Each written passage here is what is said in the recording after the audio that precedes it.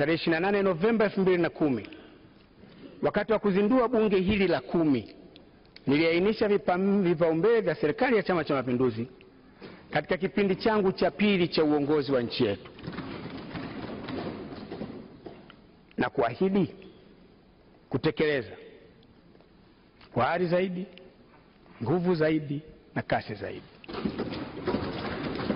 Kama ilivyo ada, leo tunafikia mwisho wa uhai wa bunge la 10.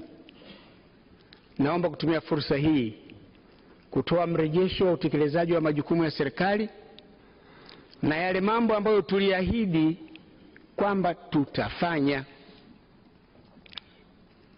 Mheshimiwa Spika, niliahidi kwa katika kipindi cha uongozi wangu nitafanya kila niwezalo kuhakikisha kuwa Tanzania inaendelea kuwa nchi moja, watu wake wanaendelea kuwa wamoja, wanaopendana, kushirikiana licha ya tofauti zao za rangi, dini, makabila, mahali watokako na ufuasi wa vyama vya siasa.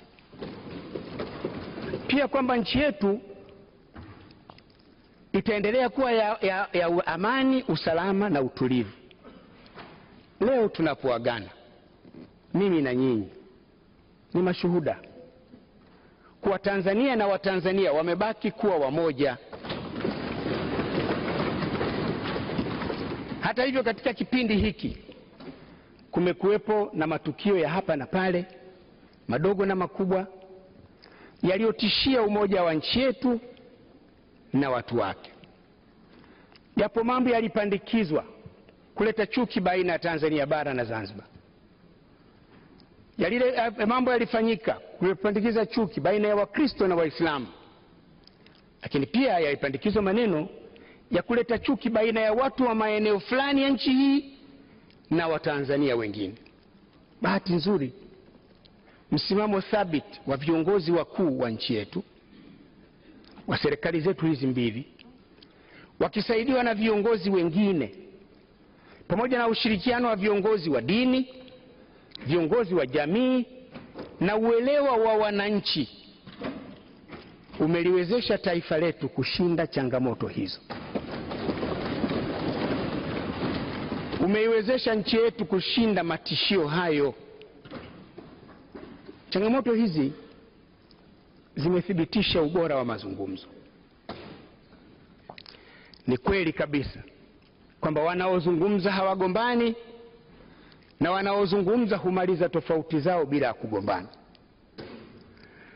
Mheshimiwa Spika, niruhusu nitumie nafasi hii kuwashukuru kwa mara nyingine tena viongozi wakuu wenzangu, Makamu wa Rais Dr. Mohamed Ghalib Bilali, Rais wa Zanzibar na mwenyekiti wa Baraza la Mapinduzi Dr. Ali Mohamed Shein, Waziri Mkuu Mizengo Peter Kayanza Pinda, Makamu wa kwanza wa Rais Maalim Seif Sharif Hamad, na Makamu wa pili wa Rais Balozi Saif Ali Iddi. Lakini nawashukuru viongozi wa dini, viongozi wa jamii na wananchi wote kwa ushindi tulioupata katika kudumisha umoja wetu. Hata hivyo, tahadhari kubwa lazima iendelee kuchukuliwa, kwani watu wenye nia mbaya na nchi yetu na wenye nia mbaya na umoja wetu hawajaisha, hawajafurahi kwamba hawajafaulu. Huenda wakajaribu tena. Tunachotakiwa kufanya ni kuendelea kushikamana, ili hata kama wakijaribu tena washindwe na walegee kabisa.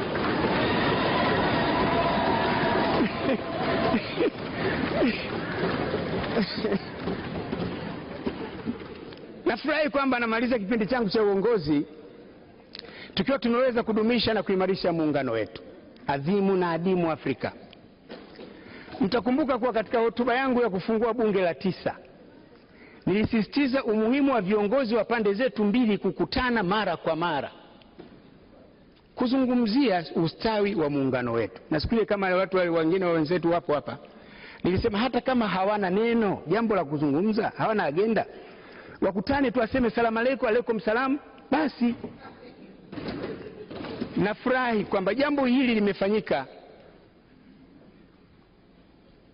kipindi hiki chini ya wenyekiti wa makamu wa rais akisaidiwa na waziri mkuu kwa upande wa bara na makamu wa pili wa rais kwa upande wa Zanzibar. Wakati kabla ya hapo tulikuwa na waziri kiongozi.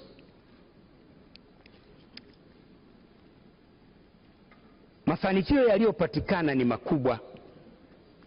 Masuala mbalimbali ya zamani na mapya yalizungumzwa na kushughulikiwa na kupatiwa ufumbuzi. Kwa mfano, hadi 2005 zilikuwa zimebaki kero 13 za muungano zilizoainishwa na tume ya Sherukindo. Hivi sasa zimebaki kero 4, kwa maana kwa hesabu tukizihesabu.